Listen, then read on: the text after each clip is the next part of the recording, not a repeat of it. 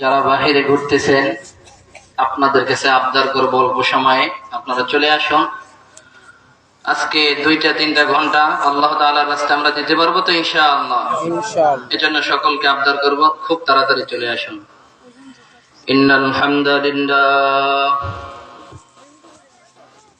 ইন্নাল হামদালিল্লাহিল্লাযী জা'আলা আশ-শামসা ওয়াল কমারা বিহুসবান والنجم والشجر يسجدان وفضل زمانا على زمان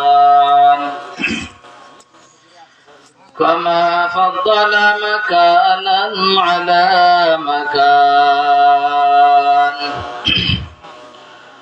وإنسانا على إنسان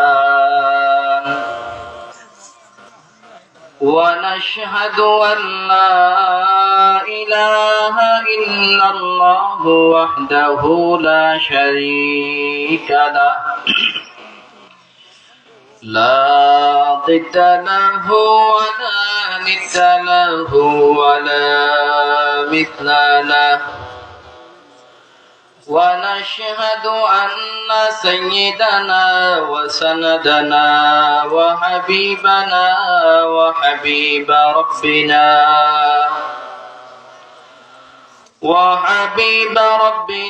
وطبيبنا وطبيب قلوبنا ومولانا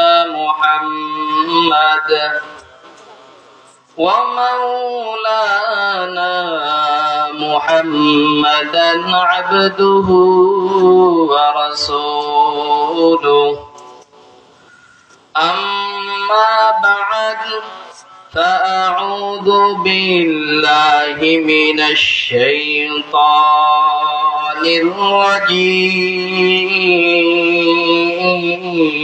الرجيم بسم الله الرحمن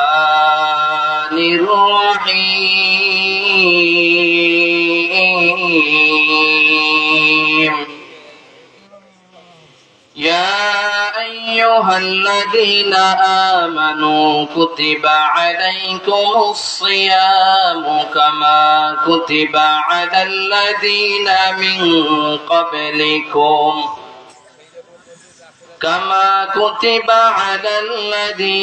من قبلكم لعلكم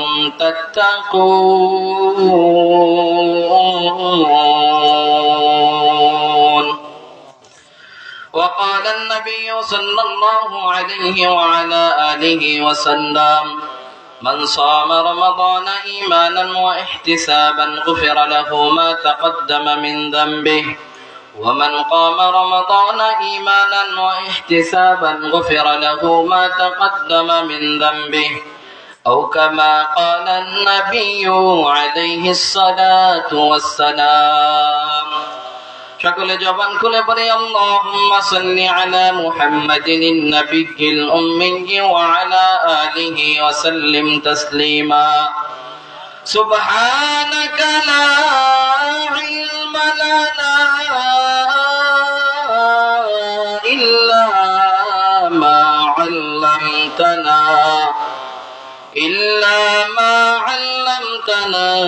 إنك أنت العليم الحكيم رب اشرح لي صدري ويسر لي أمري واحلل عقدة من لساني يفقه قولي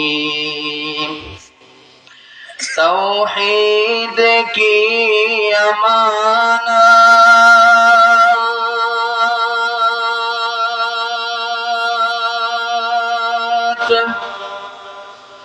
सीनों में है हमारा आशा नहीं मिटाना नाम निशा हमारा आशा नहीं मिटाना नामो निशान हमारा। আলহামদুলিল্লাহ পিপুলিয়া এলাকাবাসী বাজারে সকল ব্যবসায়ী ও প্রবাসী ভাইদের যৌথ উদ্যোগে বাইতুল কোরআন মাদ্রাসায় ঐতিহাসিক কিরাত তাফসিরুল মাহফিল ইশারের পরে আল্লাহ তাআলা আমাদেরকে আবার এই মজলিসে আসার এবং বসার মতো তৌফিক দান করেছেন। এজন্য একবার সকলে অন্তরের অন্তরস্থল থেকে ঈমানের আওয়াজকে উঁচু করে কালিমাতুশ শুকর আদায় করি আলহামদুলিল্লাহ। অসংখ্য দুরূদ ও সালাম তার হাবিবে পাক আকা ইনামদার মদিনাহ কা তাজদার আফতাবে নবুয়ত ফখরে মাওজুদাত সাইয়্যিদুল মুরসালিন খাতামুন নবিয়্যিন শফিউল মুযনবিন সৈয়দুল আম্বিয়া সৈয়দুল আতকিয়া সাকিয়ে কাউসার হযরত মুহাম্মদ মুস্তাফা সাল্লাল্লাহু আলাইহি ওয়াসাল্লামের উপর।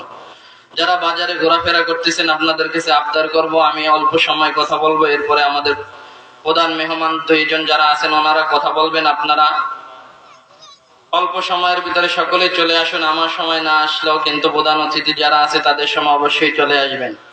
আমি আপনাদের এলাকার সন্তান, আপনাদের কাছের মানুষ। আমার বয়ান শুনলেও কিছু না, না শুনলেও না। বড় বড় বুজুর্গরা আসছেন, মুরব্বীরা আসছেন, কথা বলবেন। এর উপরে আল্লাহ তাআলা যেন আমাদেরকে আজকে যেই আলোচনা হবে সবগুলোর উপরে আমল করার তৌফিক দান করেন, বলেন আমিন। তারপর অল্প কিছু সময় আপনাদের সামনে মুযাকারার জন্য, আপনাদের সামনে সাক্ষাৎ করার জন্য এসেছি।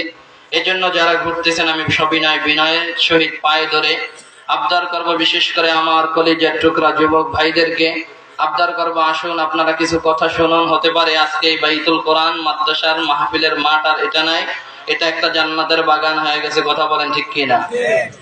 তো আল্লাহ তাআলা এই বাগানে যাকে পছন্দ করে তাকে নিয়ে আসবে, কথা বলেন ঠিক কিনা? ভাইরা আমার, সামনে রমজানুল মুবারক। আমি যে আয়াতে কারিমা তেলাওয়াত করেছি রাসূল আকরাম সাল্লাল্লাহু আলাইহি ওয়াসাল্লামের অসংখ্য বাণী থেকে একখানা হাদিস তেলাওয়াত করেছি। আল্লাহ তাআলা যদি আমাকে তৌফিক দান করেন এর উপরে কিছু কথা আমাকে বলার এবং আপনাদেরকে আমলে নিয়ে শুনতে শোনার মতো তৌফিক দান করেন, বলেন আমিন। আল্লাহ পাক রব্বুল আলামিন বলেন, ইয়া আইয়ুহাল্লাযীনা আমানু কুতিবা আলাইকুমুস সিয়াম কামা কুতিবা আলাল্লাযীনা মিন ক্বাবলিকুম লাআল্লাকুম তাত্তাকুন। এই আয়াতের ভিতরে আমরা তিনটা শিক্ষা পাই। যে আয়াতের ভিতরে এক নাম্বার শিক্ষা হলো যে রোজা আমাদের উপরে ফরজ। দুই নম্বরে রোজা আমাদের উপরে শুধু ফরজ ছিল না, আমাদের পূর্বে যারা ছিল তাদের উপরে ফরজ ছিল। কেন ফরজ করা হয়েছে? আল্লাহ পাক রব্বুল আলামিন বলেন, লাআল্লাকুম তাত্তাকুন, তোমরা যাতে মুত্তাকি হতে পারো, আমি আল্লাহকে ভয় করতে পারো, গুনাহ ছাড়তে পারো। রাসূল আকরাম সাল্লাল্লাহু আলাইহি ওয়াসাল্লাম বলেন, মান সামা রমাদানা ঈমানান ওয়া ইহতিসাবান গুফিরা লাহু মা তাকদ্দামা মিন যামবি। হে উম্মতের দল, কেউ যদি ঈমানের সহিত এবং সওয়াবের আশায় যদি রোজা রাখে, রাসূল আকরাম সাল্লাল্লাহু আলাইহি ওয়াসাল্লাম বলেন, গুফিরা লাহু মা তাকদ্দামা মিন যামবি, আল্লাহ তাআলা তার পিছনে সব গুনাহগুলো maaf করে দিবেন। রাসূল আকরাম সাল্লাল্লাহু আলাইহি ওয়াসাল্লাম বলেন, মান কামা রমাদানা ঈমানান ওয়া ইহতিসাবান গুফিরা লাহু মা তাকদ্দামা মিন যামবি। কোন বান্দা যদি দণ্ডায়মান হয় অর্থাৎ তারাবির নামাজ আদায় করে ঈমানের সহিত এবং সওয়াবের আশায়, আল্লাহ পাকের নবী বলেন তার জীবনের সব গুনাহগুলো maaf করে দেওয়া হবে। আল্লাহ রাসূল সাল্লাল্লাহু আলাইহি ওয়াসাল্লাম বলেন, হে উম্মতের দল, তোমরা রমজানুল মুবারক পেয়েও যদি তোমাদের গুনাহ ক্ষমা করাতে না পারো, তোমাদের মতো হতভাগা আর এই দুনিয়ায় কেউ নাই। তো এমন একটি বরকতি মাসে আমাদেরকে অবশ্যই গুনাহ মাফ করাতে হবে। এর আগে চলতেছে রজব এবং শাবান মাস, বরকতি মাস, আপনারা শুনেছেন, জেনেছেন। রাসূল আকরাম সাল্লাল্লাহু আলাইহি ওয়াসাল্লাম এই রমজানুল মুবারকের আগে এই দুই মাসে একটা দোয়া পড়তেন। মাহফিল প্রতিদিনই শুনে কিন্তু আমরা আমল করতে পারি না। পিপুলিয়া বাজারের ব্যবসায়ী ভাইদের আমি দৃষ্টি আকর্ষণ করে বলছি, আপনাদের কাছে আলহামদুলিল্লাহ আপনারা সৎ ব্যবসায়ী, এটা আমার ধারণা। বিশেষ করে সব থেকে মজার ব্যাপার হলো পিপুলিয়া বাজারে অধিকাংশ দোকানের ভিতরে টিভি নাই, কথা বলেন ঠিক কিনা? যেহেতু আশেপাশে দেখি দুই একটা দোকানে থাকে, কিন্তু অধিকাংশ দোকানে নাই। রাসূল আকরাম সাল্লাল্লাহু আলাইহি ওয়াসাল্লাম ব্যবসায়ীদের সম্পর্কে বলেন, আত-তাজিরুস সাদুকুল আমিন মা'আন নাবিয়্যিন ওয়াস-সিদ্দীকিন ওয়াশ-শুহাদা ওয়াস-সালিহিন। যারা সৎভাবে হালালভাবে ব্যবসা করবে তারা নবীদের সাথে জান্নাতে থাকবে। আর আস্তে করে বলেন, ওয়াস-সিদ্দীকিন, সত্যবাদীদের সাথে জান্নাতে থাকবে। ওয়াশ-শুহাদা, শহীদদের সাথে জান্নাতে থাকবে। ওয়াস-সালিহিন, নেককারদের সাথে জান্নাতে থাকবে। ওয়া হাসুনা উলাইকা রাফিকা, বন্ধু হিসাবে তারা কতই না উত্তম। আল্লাহ পাক রব্বুল আলামিন এই রমজানুল মুবারক এমন এক বরকতের মাস, কিন্তু আমরা হতভাগা উম্মত, আমরা জানি না। আমরা হতভাগা উম্মত, যার কারণে আমরা জানতে পারি না। এই কারণে আজকে আমাদের এই হালাত। যেহেতু সময় কম, আমি আরেক জায়গা থেকে আসছি আরেক জায়গায়, এই জন্য আরো বক্তা ছিল অনেক, অল্প সময় কথা বলবো, এই জন্য আবারও বলছি আপনারা আসেন। তো আমি যেই কথা বলতে চেয়েছিলাম যে রজব এবং শাবানে আল্লাহ রাসূল একটা দোয়া পড়তেন, সেই দোয়াটা কি? আল্লাহুম্মা বারিক লানা ফি রজব ওয়া শাবান ওয়া বাল্লিগনা রমাদান। রজব এবং শাবান যখন আসতো, আমার নবী দোয়া পড়তো আর বলতো আল্লাহুম্মা বারিক লানা ফি রজব ওয়া শাবান, ও আল্লাহ আপনি রজব এবং শাবানের ভিতরে আল্লাহ আপনি আমাদেরকে বরকত দান করেন। ওয়া বাল্লিগনা রমাদান, আল্লাহর নবী বলতেন আল্লাহ আমার হায়াত যদি শেষ হয়ে যায়, আল্লাহ আপনি হায়াত বাড়ায় আল্লাহ রমজানুল মুবারক পর্যন্ত আল্লাহ আমাকে পৌঁছে দিয়ে। ও আল্লাহর গোলাম, রমজানুল মুবারক আসতেছে, কিন্তু আমাদের কি হালাত? কিন্তু এই দোয়া অনেকে পড়ে না, অথচ নবী রজব শাবানে এই দোয়াটা পড়তেন। আমাদের মাঝে এমনও আছে যে এই দোয়াটা অনেকে জানিও না, এই দোয়াটা আমরা পড়িও না, অথচ নবীর শিক্ষানো দোয়া ছিল আল্লাহুম্মা বারিক লানা ফি রজব ওয়া শাবান ওয়া বাল্লিগনা রমাদান। ও আল্লাহর গোলাম, রমজানুল মুবারক আসলো, এই রমজানুল মুবারক কেমন এক বরকতের মাস, কেমন রহমতের মাস। রমজান মাসের ফজিলাত সম্পর্কে নবী আমার জানায় দেন। আবু হুরায়রা রাদিয়াল্লাহু তাআলা আনহু থেকে হাদিস বর্ণনা করেন, তিনি বলেন قال رسول الله صلى الله عليه وعلى آله وسلم إذا كان أول ليلة من شهر رمضان صفدت الشياطين ومرضت الجن وغلقت أبواب النار فلم يفتح منها باب وفتحت أبواب الجنة فلم يغلق منها باب وينادي مناد يا باغي الخير أقبل ويا باغي الشر أقصر ولله عتقاء من النار।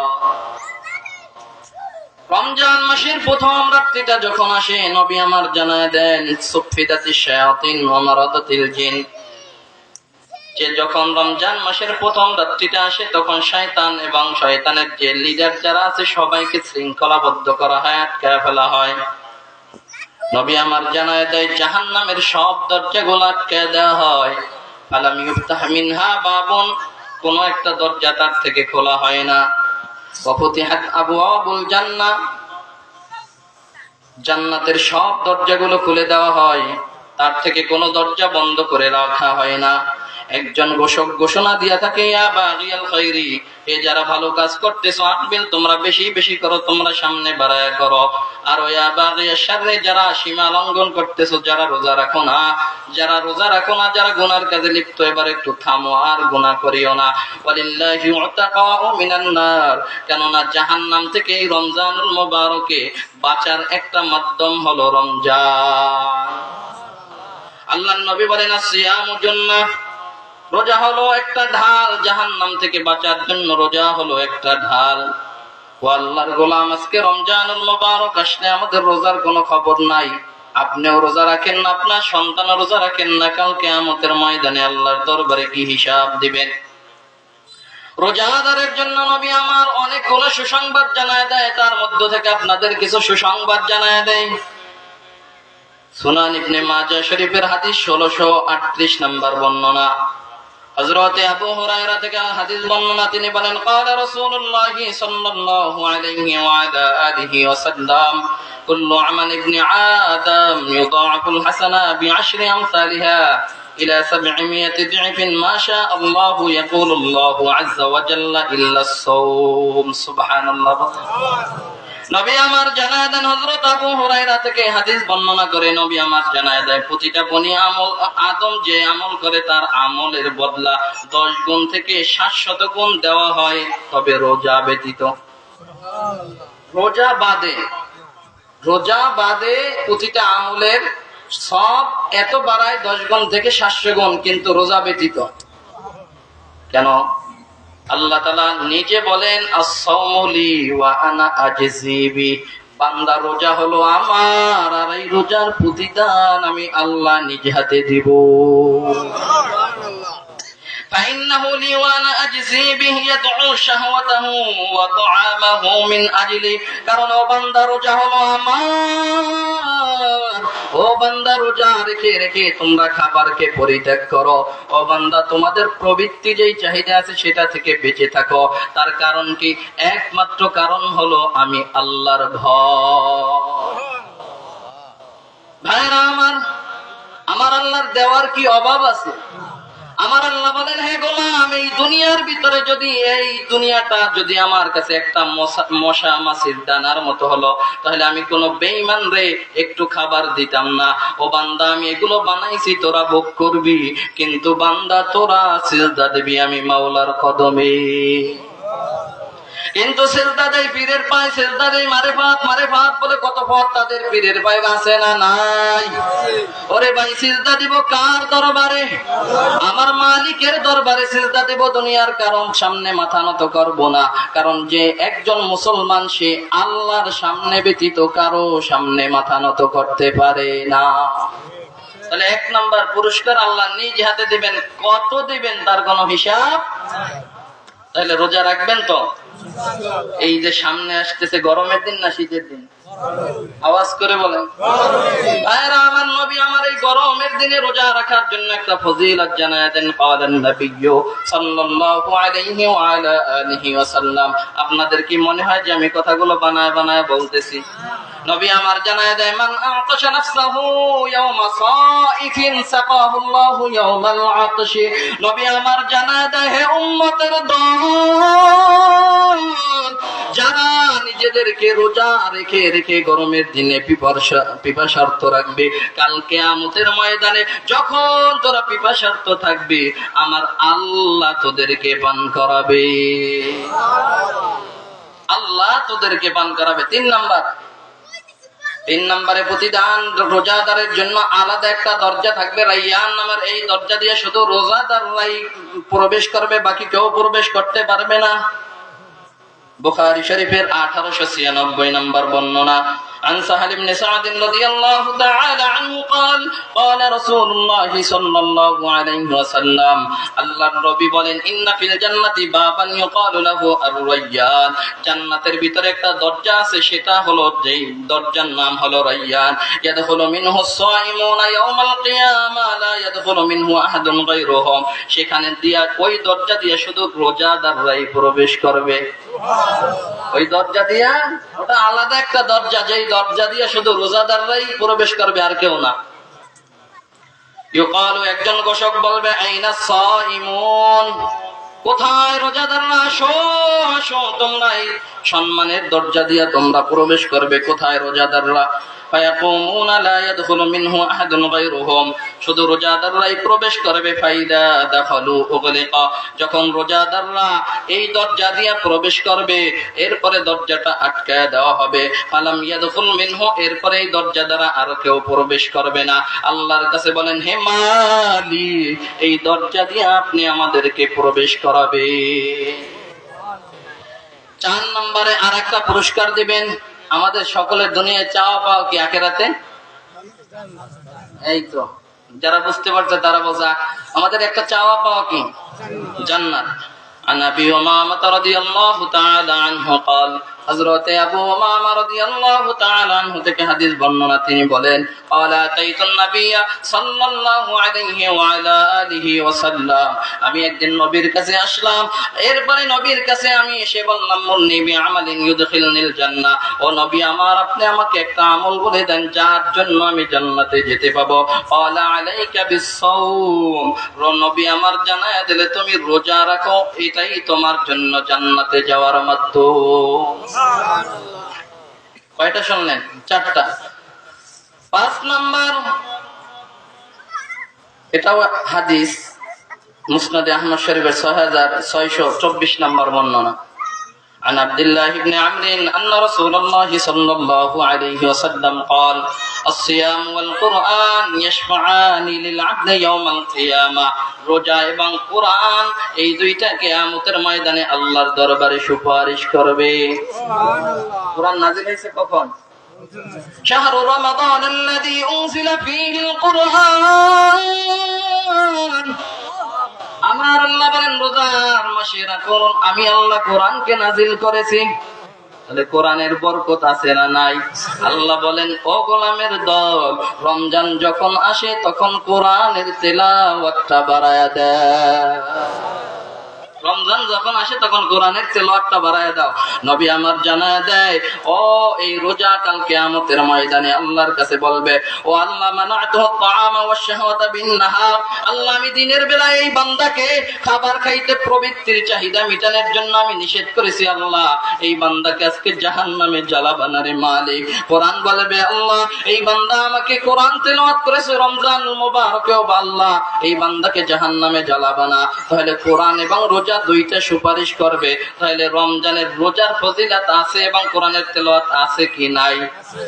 তা ভাইরা আমার, কোরআনের তেলাওয়াতটা এই রমজানুল মুবারকে বাড়ায়া দিতে হবে। এরপরে 6 নম্বরে বেশি সুসংবাদ। এই সুসংবাদটা একটু নবীর উম্মত জেনে নাও। সহিহ বুখারী শরীফের 1904 নম্বর বর্ণনায় নবী আমার জানায় দেন, আলান নবিয়্যু সাল্লাল্লাহু আলাইহি ওয়া আলা আলিহি ওয়া সাল্লাম লিস-সাইমি ফারহাতান। নবী আমার জানায় দেয় রোজাদারদের জন্য দুইটা সুসংবাদ রয়েছে। এক নাম্বার সুসংবাদ হলো ইদা আফতারা ফারিহা, বলেন যখন রোজা রেখে ইফতার করেন একটা আনন্দ পান কিনা? বেরোজগার যারা আছে তারা পায় না। অথচ নবী আমার জানায় দেয় যারা রোজা রাখে তারা যখন ইফতারি করে আলাদা একটা স্বাদ পায়।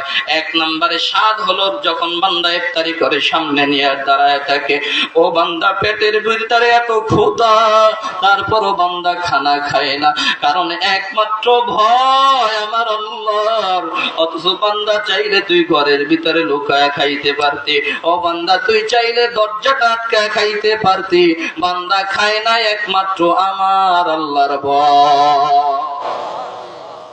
ভাইরা আমার, তাহলে রমজানুল মুবারকে কার ভয় আমরা খাই না? তাহলে সেই আল্লাহকে একটা ডাক দেই, আল্লাহু আকবার। আর জোরে ডাক দেই, আল্লাহু আকবার। তাহলে এক নম্বরে যখন রোজাদার বান্দা যখন ইফতারি করবে সে খুশি হয়ে যাবে। 2 নম্বরে রোজাদার বান্দা কখন খুশি হবে? ওয়া ইযা লাকিয়া রাব্বাহু ফারিহা বিসাওমিহি, ওরে বান্দা মাওলার সাথে যখন হাজির হয়ে যায়, মাওলার সামনে গিয়া আমার মাওলার যখন সাক্ষাৎ পাবে, তখন এই বান্দার কোনো হালাত থাকবে না, আর বলবে আমার মাওলাই কই। তাহলে বলেন আমার মাওলার সাথে যারা সাক্ষাৎ করবে, আমার মাওলার দিদার যারা পাবে, তাদের কোনো ভয় আছে কিনা? তাহলে 2 নাম্বার শান্তি হলো মাওলার দরবারে যখন যাবে তখন এই বান্দা খুশি হয়ে যাবে। কথা বলেন ঠিক কিনা? 7 নম্বরে قال رسول الله صلى الله عليه وسلم, নবী আমার জানায় দেন আসিয়ামু জুন্নাহ, রোজা হলো একটা ঢাল, ইয়াস্তাজিন্নু বিহাল আবদু মিনান নার, এর মাধ্যমে মানুষ জাহান্নাম থেকে বাঁচবে। ওয়া হুয়া লি ওয়া আনা আজজিবি, ও বান্দা রোজা হলো আমার, এর প্রতিদান আমি আল্লাহই দিব। ও বান্দা এই রমজানুল মুবারকে আমাদের হালাত তাকায় দেখেন, ও আল্লাহর গোলামের দল রোজা রেখে রেখে মানুষকে গালি দেয়, অথচ নবী আমার জানা দেয় গোলাম রোজা রাখ, আমি মাওলার জন্য রাখ। ও বান্দা রোজা রেখে কাউকে গালি দিবি না, যদি বরং রোজা রেখে তোরা গালি দাও। এই কমায় দিলেন কেন? আপ ডাউন করতেছে। ভাইরা আমার, রমজানুল মুবারকে যদি রমজানে রোজা রেখে কাউকে গালি দেয়, আমার নবী বলেন হে উম্মতের দল, আর রোজা রেখে কাউকে গালি গালাজ করা যাবে না, রোজা রেখে কাউকে খারাপ ভাষায় কথা বলা যাবে না, কটু কথা বলা যাবে না। কারণ রমজানের প্রথম রাত যখন আসে, আমি যে হাদিস তেলাওয়াত করেছিলাম, ও বান্দা যখন রমজানের প্রথম রাতটা আসে তখন শয়তানকে আটকায়া দেওয়া হয়। কিন্তু আমাদের কিছু শয়তান আছে, যেই শয়তানের কাছে ওই শয়তানও আয়না। কথা বলেন ঠিক কিনা? এরা রোজা রাখে না, রাস্তায় রাস্তায় বেহায়ার মতো পান চাবায়, সিগারেট টানে হাতে। ওরে কলিজার টুকরা যুবক, অথচ আমার নবীকে যদি চিনতে, আল্লাহর কোরআন চিনতে, এই তাকায় দেখেন মাদ্রাসার এই ছোট ছোট বাচ্চারা যদি রোজা রাখতে পারে, তাহলে বাবা তুমি কেন রোজা রাখতে পারো না? এই মাদ্রাসার ছোট ছোট বাচ্চারা যদি রোজা রাখতে পারে, কারণ এই বাচ্চাগুলোর উপরে রোজা ফরজও হয় না, তারপর এই বান্দা কেন রোজা রাখে?